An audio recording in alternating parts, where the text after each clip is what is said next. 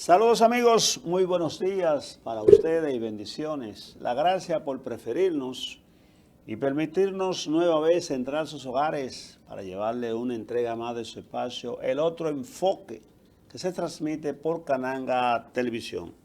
Como siempre, con todos ustedes, nosotros trataremos temas locales de interés social y comunitario, también algunos temas de corte internacional.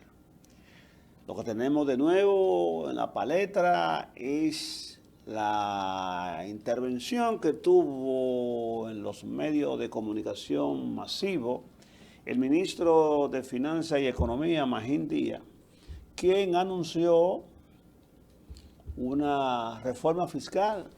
Se quiere suavizar el término bajo el alegato de que no va a afectar a los sectores más pobres, pero todos sabemos que los ricos le transfieren cualquier tipo de impuesto que paguen a los productos finales que finalmente comercializan en el mercado. Y somos los que pagamos impuestos directos los que terminamos pagando lo mismo. Se ha anunciado un aumento de 6 pesos a la gasolina, pero que a partir de ese aumento se va a congelar por 3 meses el precio de la gasolina, siempre y cuando la gasolina siempre y cuando el barril de petróleo que compramos se mantenga en $95. Y usted supo que necesariamente eso no va a ser así, porque el hecho de que el barril de petróleo se mantenga a $95, el que nosotros compramos, no depende de la República Dominicana, depende de factores externos, como es el caso de la guerra que hay entre Irán, Israel y los Estados Unidos, que fue bombardeado nueva vez Irán y en respuesta a ese bombardeo cerró el estrecho de Hormuz, por donde pasa una gran cantidad de barcos cargados de mercancía y cargados de gas natural, cargados de petróleo, etc. Y la República Dominicana ni por asomo tiene ningún control sobre ese territorio, ni mucho menos de los barcos. Es decir, que eso es una píldora que nos está introduciendo el señor Magín con el propósito de que la gente diga, bueno, se acepta, claro. Eso debe ir ahora al Congreso.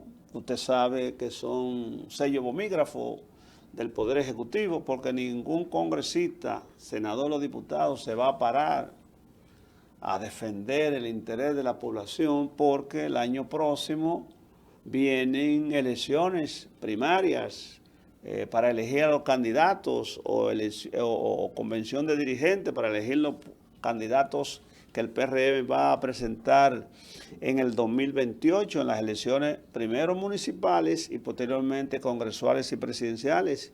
Y esos individuos necesariamente quieren tener el visto bueno del Poder Ejecutivo que dirige Luis Abinader y no le van a llevar la contraria bajo ninguna circunstancia en el Congreso. Van a ser levantamano, como han sido siempre, porque ningún proyecto que envíe el Poder Ejecutivo es escrutado de tal manera que se ponga por delante los intereses primarios de la nación, sobre todo los sectores más pobres, los sectores populares. Y la oposición política ahí no representa ni fu ni fa, porque los diputados y senadores que poseen pues no hacen mayoría, ni siquiera la mitad, lo que implica que esas reformas y otras van a pasar como quien ve llover. Y el Poder Ejecutivo anda buscando 90,000 millones de pesos. Pero, ¿y por qué esa reforma no toca los privilegios irritantes de la clase rica? Por ejemplo, que se graben las importaciones de vehículos de lujos para que los Lamborghini, los McLaren, los Bentley, que se traen aquí y otras marcas exóticas de vehículos, paguen un porcentaje importante de dinero que le permita al Poder Ejecutivo recaudar algo. No, eso no. Porque las exquisiteces que se traen para los ricos, Mochandó, Don Periñón y otras exquisiteces que comen una clase muy reducida del país, no se grava. Ah, no. ¿Por qué no hay un impuesto a las ganancias excesivas que tienen algunas empresas? Aunque se ha dicho que se le subirá el impuesto sobre la renta a algunas empresas que tienen ganancia por encima de una cantidad de dinero, pero que son la minoría. Entonces, digo, una cantidad de dinero exorbitante, ¿no? Que sale de lo normal, pero que eso es la minoría. Ahí entrarán pocas empresas. Se va a gravar los casinos, se va a gravar otras actividades, el juego, etcétera. La cuestión es que es una reforma que anda buscando como que deja a todo el mundo complacido de los sectores populares. Y son reformas clientelares. Esta es una reforma clientelar. Clientelar porque trata de recaudar dinero y decirle a los pobres, no, mira, no te estamos afectando. Y porque el año que viene, o dentro de año y medio, yo necesito tu voto. Esas son las medidas para que los candidatos del PRM salgan lo menos humillados posible de los errores económicos que ha cometido este gobierno, que se rasgó la vestidura el presidente en un momento y dijo, nosotros sí que nos rinden los chelitos. ¿Qué pasó, presidente? Se metió en gatadera. Ya los chelitos no rinden tanto, porque también el gobierno central no se ha amarrado el cinturón en función de bajar los gastos corrientes, como son congelar la nómina pública y no emplear a más nadie, que ha crecido de una forma exponencial la nómina pública. Eso no. El gobierno quiere seguir gastando como si fuésemos un país multimillonario. ¿Por qué no se reduce el gasto en publicidad? Que se habla que ronda entre los 10,000 y 12,000 millones de pesos. ¿Por qué no se quita, no se rebaja? Pero ¿por qué el gobierno no desmonta a los funcionarios que andan en carros de alta gama, vehículos, en furgonetas, en Tajo, que consumen cualquier cantidad de combustible? Hagan como hacen los europeos, que le dan un carrito utilitario, un carrito pequeño, de esos que andan, los funcionarios europeos en ese tipo de vehículos que andan, y cuando no hasta en bicicleta, y si no en el metro, pero aquí queremos privar en parejero. Se ha dicho que supuesta y alegadamente le van a quitar una exoneración a los diputados. Eso es un caramelo envenenado para que no haya resistencia, porque al final se van a quedar las dos. Te vamos a quitar una. Ah, pero espérate, ¿cómo es? Bueno, pero si ustedes hacen esto y esto, le dejamos las dos. Dejan las dos exoneraciones donde un legislador puede traer un transatlántico.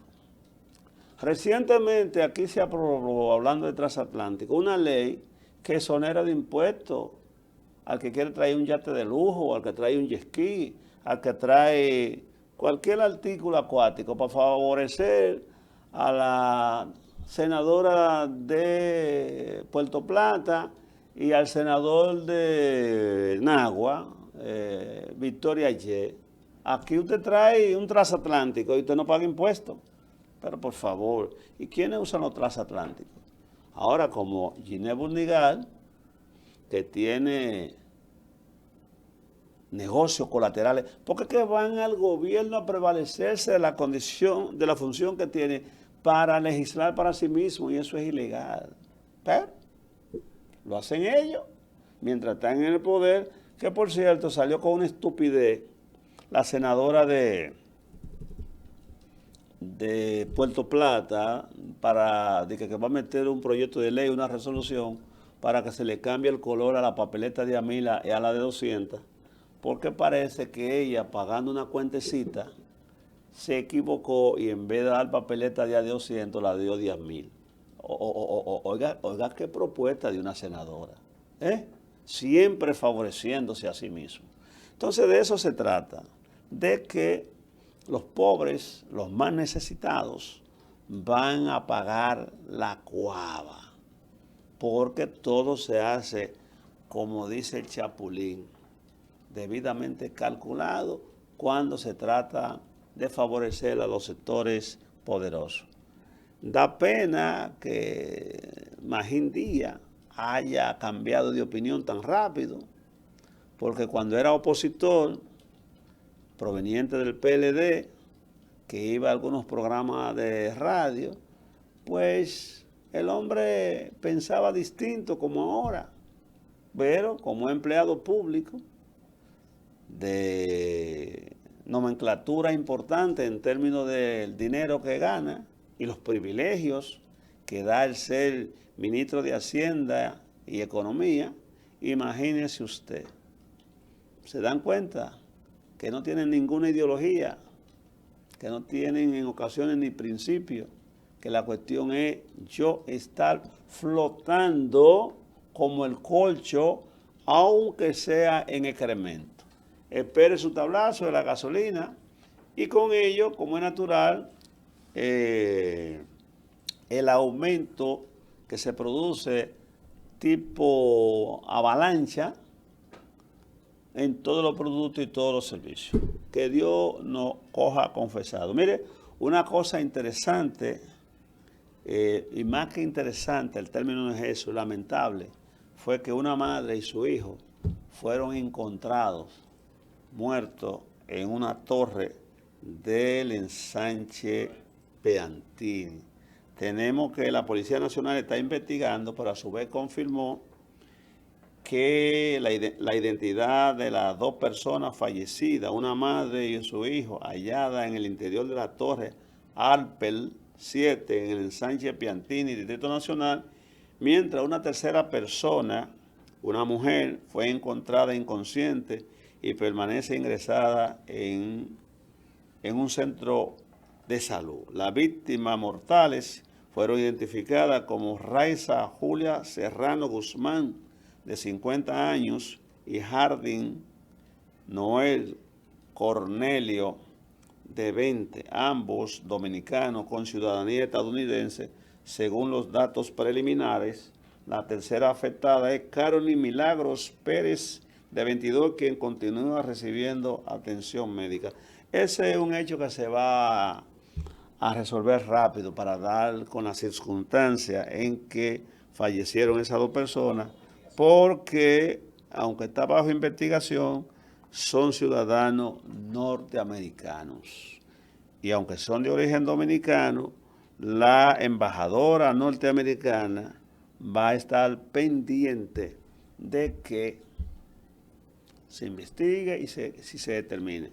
Habría que ver si fue por envenenamiento, por otras causas, quienes, aparte de la señora y su hijo fallecido, y la joven que está recluida en el hospital, en un centro de asistencia médica, estaban en el apartamento. Hay cámaras de seguridad, supongo yo, y eso es cuestión de horas para que se digan las circunstancias por la prestancia, por así decirlo, de las víctimas, y que son también, aparte de dominicanos, clase media alta y ciudadanos de la gran nación del norte. Eso se va a investigar rápido, probablemente en las próximas horas. Quizás la policía ya tenga algunos indicios de quiénes fueron que causaron la muerte o si fue algo voluntario. Hay que hacer la autopsia a los cadáveres para ver si se encuentra algún agente químico en su cuerpo que le provocara la muerte. Mire, gran felicidad hay en las filas religiosas, tanto de España, de Europa, como de la República Dominicana, y fue que con la presencia del Papa León XIV, se dejó inaugurado la Basílica de la Sagrada Familia en Barcelona, España. Tenía 150 años de ser sometida a remodelación y por fin fue ya, vamos a decir que inaugurada, ¿no? Entonces vamos a ver las imágenes. Posteriormente vamos a ver, ahí mismo corrido, las misas que ha producido el Papa, donde ha asistido en un lugar donde millones de feligreses de la Iglesia Católica le han dado un recibimiento en su visita a Barcelona, que está ubicada en el Mediterráneo. Adelante, director.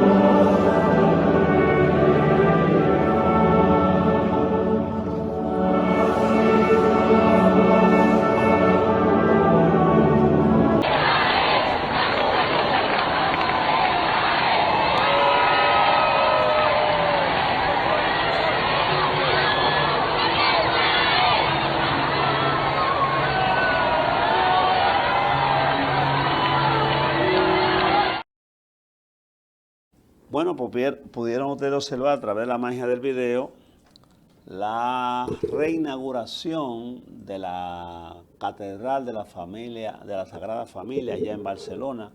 Repito, 150 años de estarse construyendo o reconstruyendo. La visita del Papa también, donde 1.2 personas, donde 1.2 millones de personas lo recibieron.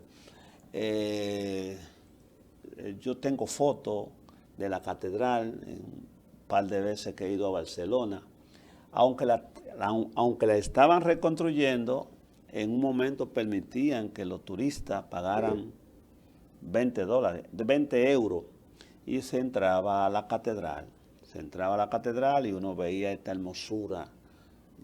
Naturalmente se estaba trabajando por fuera, algunos andamios por dentro, mucha grúa, pero se tomó la iniciativa de dejar entrar al público para que ese ícono religioso enclavado en Europa, sobre todo en España, donde nació, si se quiere, de alguna manera el catolicismo, pues, o se desarrolló, porque realmente el catolicismo nace en el siglo 330, después de la muerte de Cristo, con el emperador Constantino. Así es la historia, de alguna forma y manera, de la Iglesia Católica.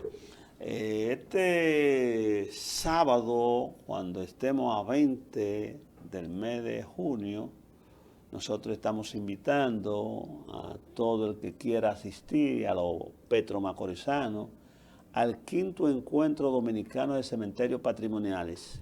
El título del encuentro es El patrimonio funerario como oportunidad frente a las ofertas turísticas y proyectos educativos. Esto lo auspicia la Fundación para el Rescate y Saneamiento de los Cementerios del país y la Red Dominicana de Cementerios Patrimoniales, que entidades que presido, ¿no? Ahí están los dos logos de ambas, Eso que se ve ahí es la puerta del cementerio de la Avenida Independencia, que la tomamos como logo para la Red Dominicana. Y el otro fue un logotipo que me desarrolló un artista. El siguiente es el logo de la Red Iberoamericana de Elaboración y Gestión de Cementerios Patrimoniales, que viene el secretario general permanente de la Red Iberoamericana, el colombiano Diego Bernal Botero, a dar una conferencia magistral. Eso va a ser el 20 en el... Bájalo un poquito más ahora, director, para ver el lugar que luego se me ha ido. El Centro Cultural San Pedro de Macorís. Sigue con los auspiciadores. Ahí tenemos a Parque Cementerio Puerta del Cielo, que dirige doña Norma Rivera de Valga y Leonardo Valga, que nos auspiciaron, siempre nos auspician. Y como es natural, el hermano Miguel Medina, de periódico y canal de televisión TVT 32 y periódico Panorama. Eso es totalmente gratis. Aparte de Diego Bernal Botero, habrán 5 ponencias de expertos dominicanos en el tema cementerio. Nosotros le hemos dado seguimiento a ese tema durante unos años y esperamos que todo aquel que tenga algo que aportar al tema de los cementerios, pues se una a nosotros, porque aquí no hay ningún tipo de beneficios personales, ni hay ningún tipo de protagonismo. Nosotros trabajamos en equipo. El viernes 19, porque Diego llega el jueves 18, nosotros estaremos saliendo hacia Santiago de los Caballeros. La arquitecta Glenny Tavares, Diego Bernal Botero y un servidor. Allá encontraremos en Santiago a Edwin Espinar, abogado Edwin Espinar, que forma parte de la Red Dominicana, y entonces nos vamos a dirigir a la sede de la Universidad Pucamaima, Pontificia Universidad Madre y Maestra, así es el término, donde nos va a esperar una comisión. ¿Y por qué? Porque en el año 27, dígase, en octubre del año 27, se va a celebrar en República Dominicana el 28 encuentro de la Red Iberoamericana de Valoración y Gestión de Cementerios Patrimoniales. Ponme la ficha otra vez, campeón, para que la gente pueda leer la invitación, lo que le hablo encima. En función de que vamos a celebrar, como dije, el 28 encuentro de la Red Iberoamericana de Valoración y Gestión. Ese logo que está ahí, ese logo donde se ve un dedo tocando unos labios, el logo de la Red Iberoamericana.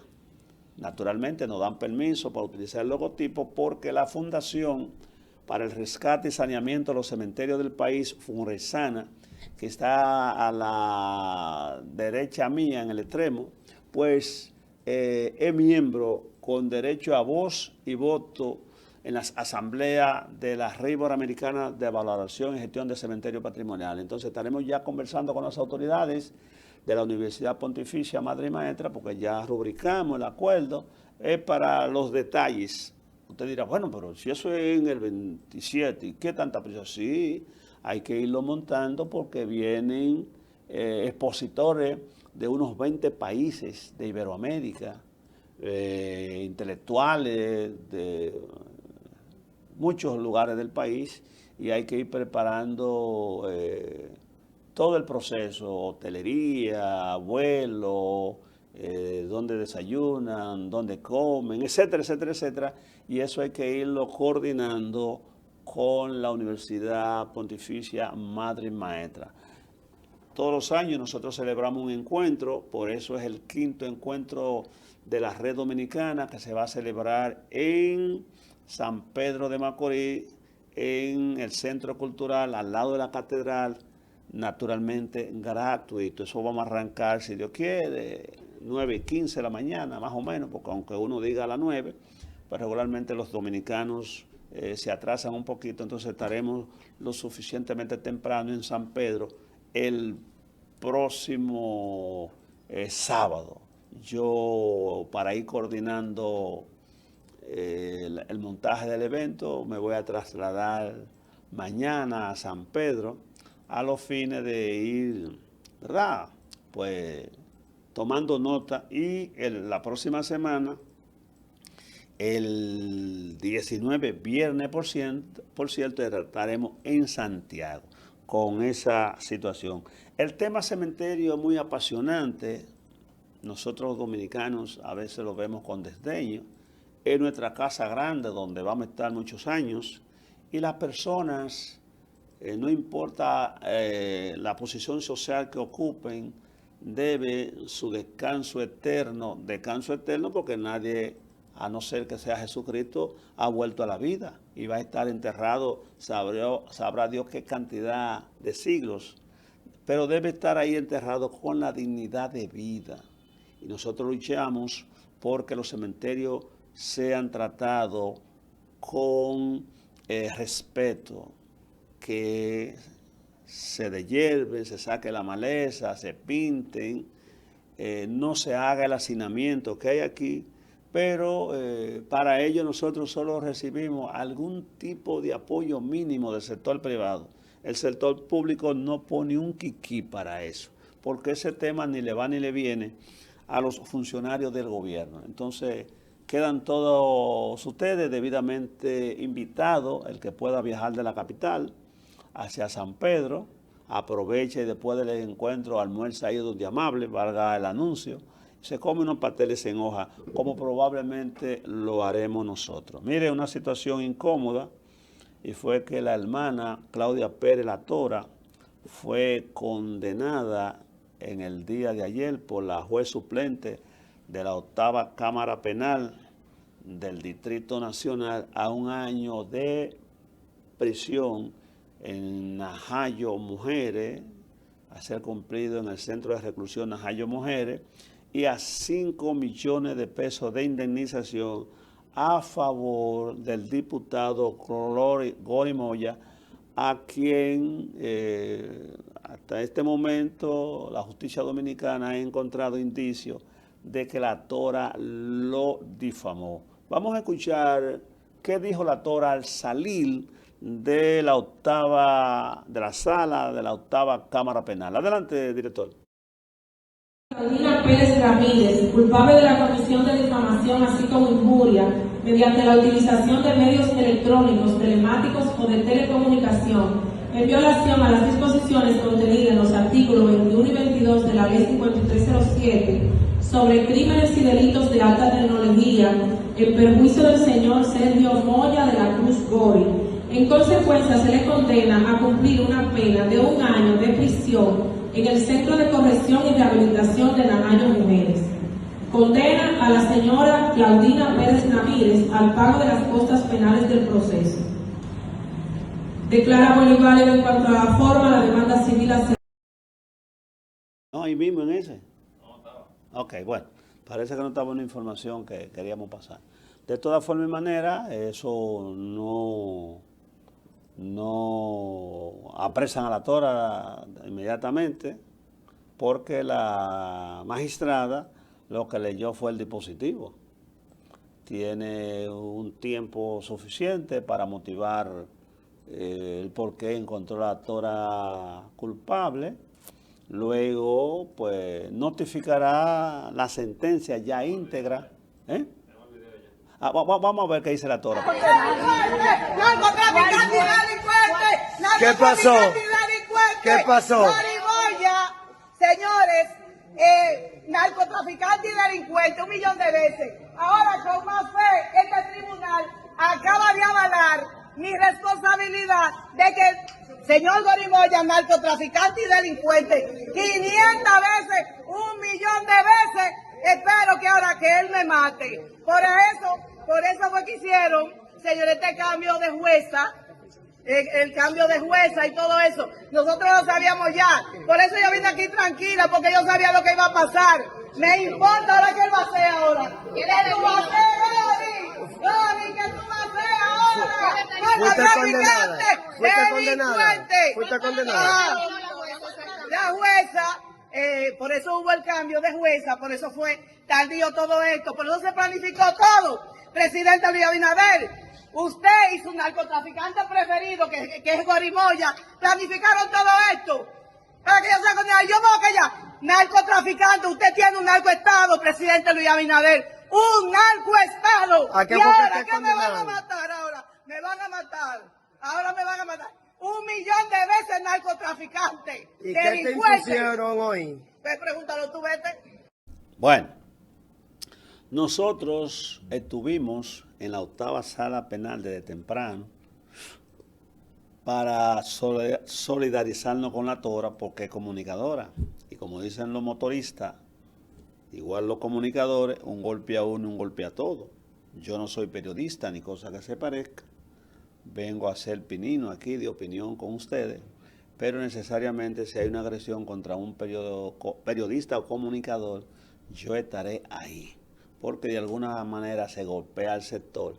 Y si somos indiferentes, como dijo Bertolt Brecht en algún momento, vinieron por los comunistas, yo no era comunista, no me interesó. Vinieron por los ingenieros, yo no era ingeniero y no me interesó. Vinieron por los abogados, yo no era abogado y no me interesó. Ahora vienen por mí, es demasiado tarde. Entonces yo voy en solidaridad cuando tengo tiempo a los juicios donde se está ventilando contra un comunicador o periodista. Que por cierto, señalar que la Corte de Apelación dictó orden de arresto de conducencia y reverdía contra el comunicador Rafael Guerrero, porque también se está llevando a cabo un juicio por difamación donde el general Gustavo Fermín Guzmán, creo que Fermín Guzmán, pues lo acusa de difamarlo. Entonces subió a la corte, Rafael Guerrero no fue, mandó un certificado médico, pero los jueces, que entiendo yo que instancia de la defensa de Guzmán Fermín, dijeron que no le dieran aquiescencia al certificado médico porque no llenaba los parámetros que debe tener un certificado médico para que sea aceptado y se reenvíe una causa. Así que son cosas que acontecen. De todas formas y maneras, nosotros estaremos siempre que hayan juicio en contra de comunicadores, no porque estemos en desacuerdo con que un ciudadano X utilice la justicia para que le resalzan su nombre, porque si usted difamó, difamó. Pero yo voy en solidaridad de los comunicadores, porque sobre todo en estos momentos que se trata de imponer una ley mordaza a través del Código Penal de la República Dominicana, se están buscando los mecanismos legales para impedir que se hagan los trabajos de investigación, que usted suba imágenes, etcétera, etcétera, y que diga que presuntamente fulano de tal se robó unos cuartos porque usted ha recibido una denuncia. Eso el Código Penal lo está condenando, el actual, que entra en vigor el próximo 6 de agosto, y es una especie de mordaza contra la prensa. Y tuvimos representantes de la prensa ahí, como fue Percio Maldonado, que se quedó callado y ahora trata porque el agua le estaba mojando los tobillos, no porque Percio haya cometido nada, sino porque ve que su medio también, que una plataforma digital, podrá ser afectado y va a ser reducido en su investigación. Ahora protesta. Usted estuvo ahí y dio la callada por respuesta cuando debió haber alzado su voz en la comisión que estructuró ese código penal. No diga nada, me compay, que usted no tiene la suficiente fortaleza para ello. Y fíjese que a don Percio yo lo respeto, lo quiero, él me tiene como una persona a quien le tiene aprecio, porque me lo ha dicho, pero necesariamente faltó un poco de bravía ahí don Percio.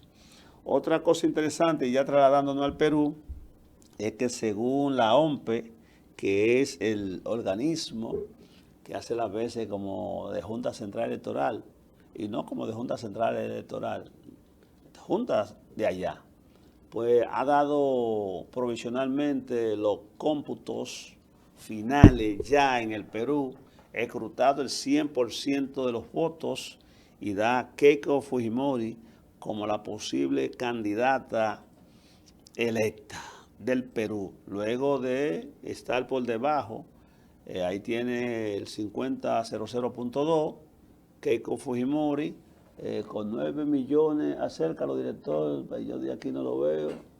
9 millones, ¿cuánto, por favor?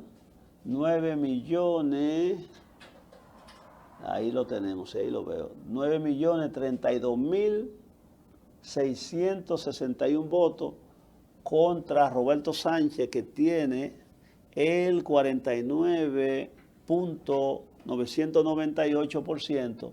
Y sube un chin para ver los votos de Roberto.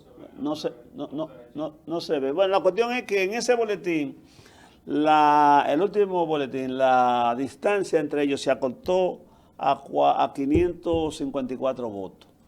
Quedan por escrutar unas 1.450 actas que tienen problema de que un delegado no firmó. Ellos no lo llaman delegado, ellos lo dicen personero, o que tienen alguna incongruencia.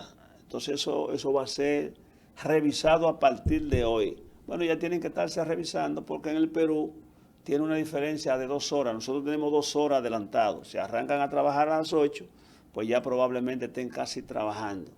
O ya empezaron a revisar esa votación.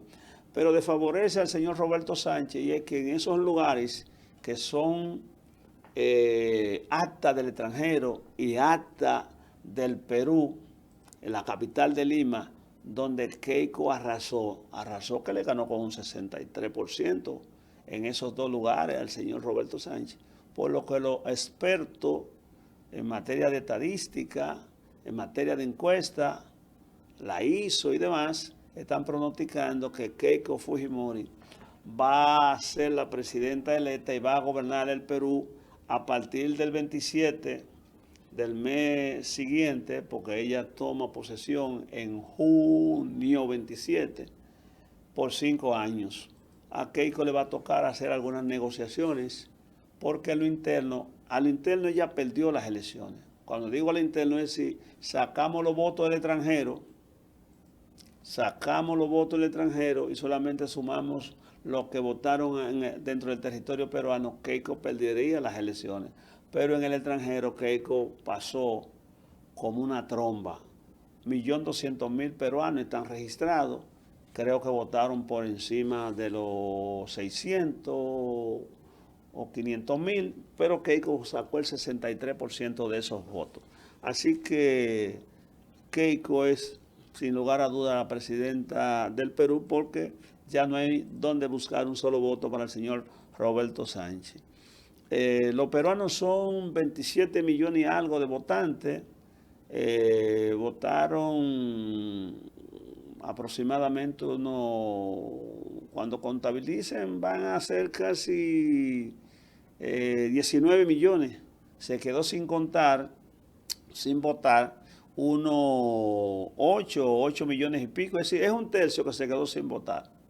Casi un 32% se quedó sin votar. Significa esto que Keiko va a tener que hacer muchos amarres, porque en el sur de la República perdió en todas las localidades. Entonces va a tener que hacerle concesiones a algunos líderes de esas localidades, y se dice que probablemente cuando Keiko se juramente se le dé un indulto a Pedro Castillo. Probablemente también salga de la cárcel Toledo, el propio Ollanta Humala, Pedro Pablo Kuczynski, Martín Vizcarra, porque ella necesita propender a la gobernabilidad y que las presiones bajen en el Perú. Vamos a escuchar qué dijo Keiko Fujimori después de haber tomado la delantera en la votación. Con profunda gratitud, y quiero aprovechar para agradecer los tantos mensajes que hemos recibido en las últimas horas. Gracias a todos los amigos que además con tanta creatividad nos han expresado todo su respaldo y su cariño. En estas últimas horas que quedan del conteo, nos corresponde estar haciendo el seguimiento a lo que nuestros personeros legales están haciendo en los jurados especiales. Y por supuesto que vamos a esperar al conteo final de la OMPE para luego pronunciarnos. ¿Cómo los resultados que la colocan en estos momentos en el primer lugar, desplazado por una leve ventaja en estos momentos a Roberto Sánchez? Con serenidad y con mucha gratitud tomo estos primeros resultados, y además ustedes saben que soy muy prudente. Vamos a esperar al conteo final de OMPE. Señores, cosas de la vida, paralelismo que se dan. Un 10 del mes de junio del año 1990, ganó en segunda vuelta a los 51 años el padre de Keiko Fujimori, Alberto Fujimori.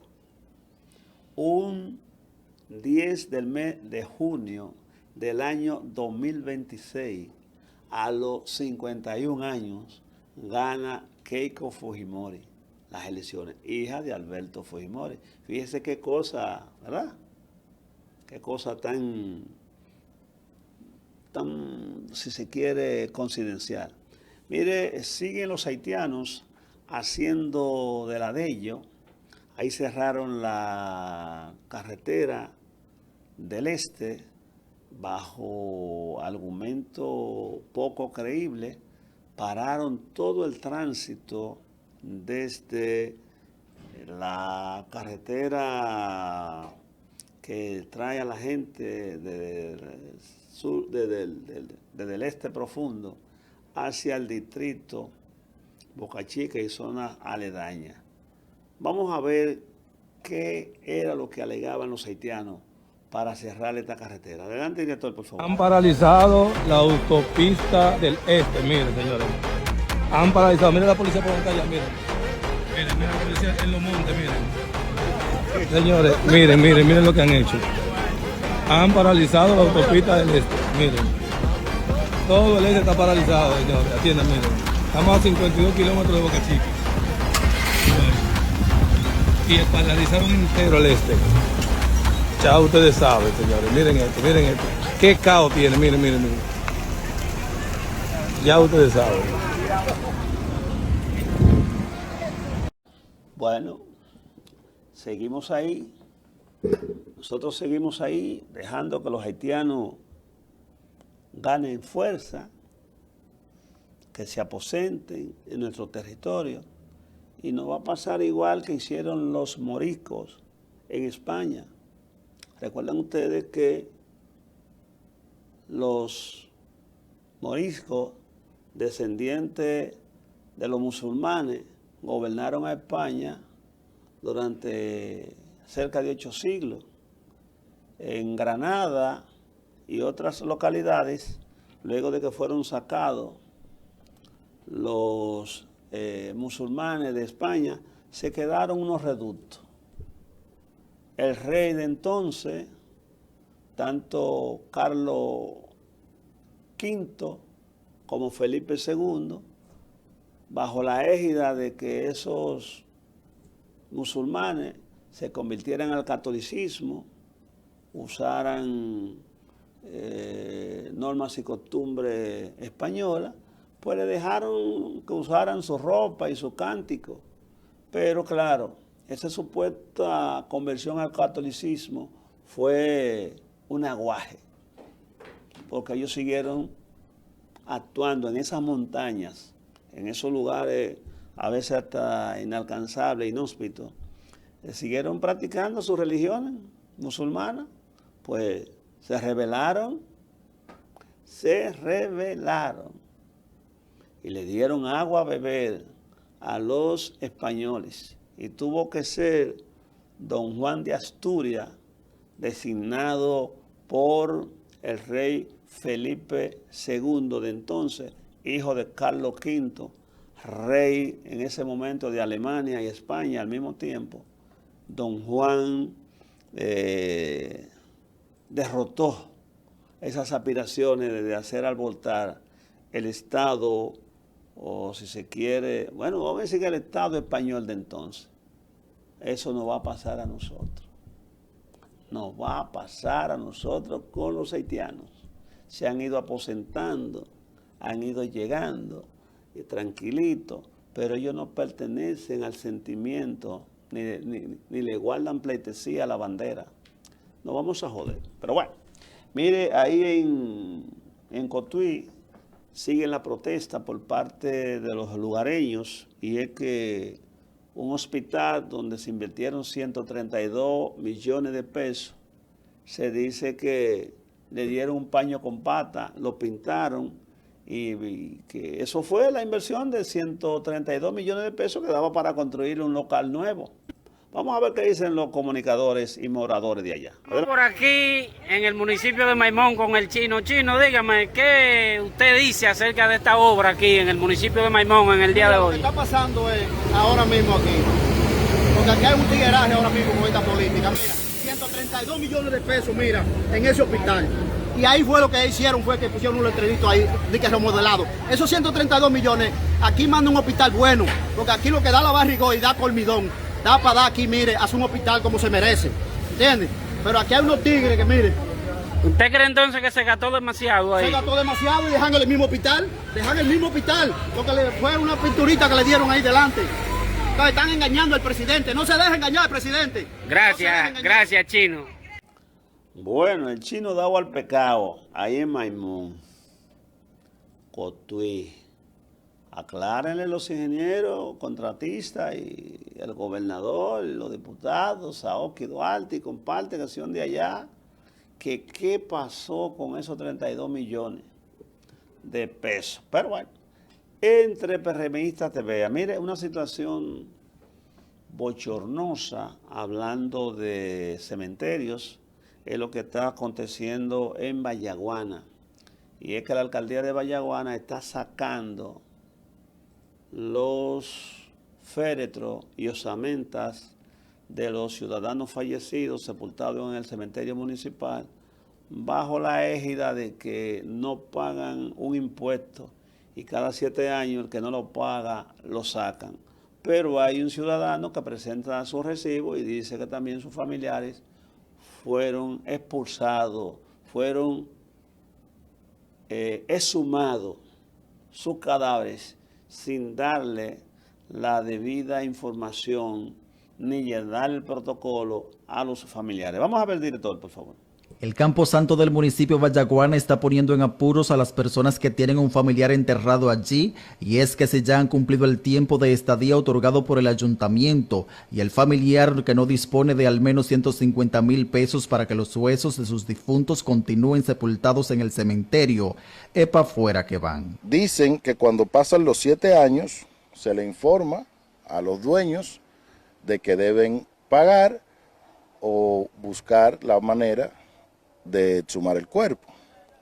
Pero quien lleva la denuncia, puedo mostrarte que tenía su nicho debidamente identificado. Según lo denunciado por 2 regidores, para mover las osamentas no se está siguiendo ningún protocolo, y citan el caso de una joven que el Día de las Madres acudió a la tumba de ella a llevarles flores y encontró otro sepultado en su lugar. Me han matado a mi madre nuevamente, porque ella dice, y si esa no es mi madre quien está ahí dentro, ahora yo tengo que esperar 7 años porque la enterraron junto a otra persona, supuestamente. En este cementerio municipal de Vallaguana, el descanso eterno para los fieles difuntos es un derecho que no existe, porque supuestamente por disposición del ayuntamiento, las osamentas literalmente la están tirando a la basura. Y esto porque supuestamente su derecho de estadía aquí ha terminado. Antes de cualquier medida que se vaya a tomar con un cadáver, aunque se haya vencido, hay que notificar a los familiares de que eso se venció, porque los familiares lo van a restablecer. La denuncia fue llevada incluso a la sala capitular por los regidores de la oposición y la respuesta que recibieron fue que el cementerio está lleno, pero los ciudadanos presentes dijeron de forma clara que si llega al lugar de descanso de sus familiares y lo encuentran violentado, habrá consecuencias. De frente en la sala, en la curul, ha denunciado este motivo de que estamos aquí. Entonces, yo creo que, repito, como dice Caonabo, las autoridades principales, que el Ejecutivo debe de aguantar esa práctica. Imagínate que yo llegue aquí y me hayan sacado los restos de mi madre. En el caso mío, las cosas no se quedarían hasta ahí, en el caso mío personal, porque ese es el único descanso. Después que usted fallece, debe de descansar en paz. Ante la situación que está viviendo lo que se supone es el lugar de descanso final de la gente de Vallaguana, tierra de fe y peregrinación, llamaron a poner fin al irrespeto que se está haciendo contra los finados. Para Telenoticias, Meregildo Mambrú. Bueno, vieron ustedes ahí a los comunitarios quejarse de el trato indigno, irrespetuoso que se le da gajosamente. ¿Y de dónde va a buscar un pobre 150,000 pesos? Oye, pero no negocien con los muertos, ni negocien con la miseria de la gente. ¿Y qué dice Milagros Ortivosa al respecto? ¿Y qué dice FEDOMO, la Asociación de Alcaldes? ¿Y qué dice un charlatanazo que dirige FEDODIN, un tal Pedro no sé qué cosa? Por favor. Mire, aquí a cada quien le da una taza de su propio chocolate. Farideh Raful, que cuando era opositora se rasgó la vestidura atacando a los gobiernos del PLD, hoy pues guarda silencio ante los atropellos de mayor magnitud que hace su partido revolucionario moderno. Pero como ella es ministra, y ¿verdad?, ha subsanado, como dice Milagro, las cosas que hace el PRM. Vamos a ver memoria contra el olvido de las posiciones dubitativas, si el término puede utilizarse, que tenía y tiene la señora Farideh Raful. Adelante. ¿Recuerdas a Farideh Raful? La que en la oposición lloraba por una supuesta amenaza de dictadura. Pues hoy, el gobierno del que ella forma parte está impulsando medidas que huelen a dictadura silenciosa. Porque no toda dictadura llega con tanques. A veces llega con leyes, con sanciones, con miedo. Quieren descontarle el sueldo a los profesores si van a protestas o actividades gremiales en horario de docencia. O sea, si un maestro reclama, lo castigan por el bolsillo. Quieren controlar la libertad de expresión con una ley mordaza. Una ley que no solo habla de prensa, radio y televisión. También mete redes sociales, plataformas digitales y crea un órgano regulador llamado INACOM. Y cuando el Estado crea un órgano para regular lo que se dice, lo que se publica y lo que se puede sancionar, eso no se llama libertad. Eso se llama control. Ya intentaron una ley DNI que obligaba a instituciones, empresas y hasta ciudadanos a entregar informaciones al Estado. Y si ocultabas información requerida, podía haber sanción penal. Tan grave fue que el Tribunal Constitucional terminó anulando esa ley. Entonces, Farideh Raful, cuando estabas en la oposición, ¿llorabas por el pueblo? ¿O llorabas porque querías llegar al poder para hacer lo mismo que denunciabas?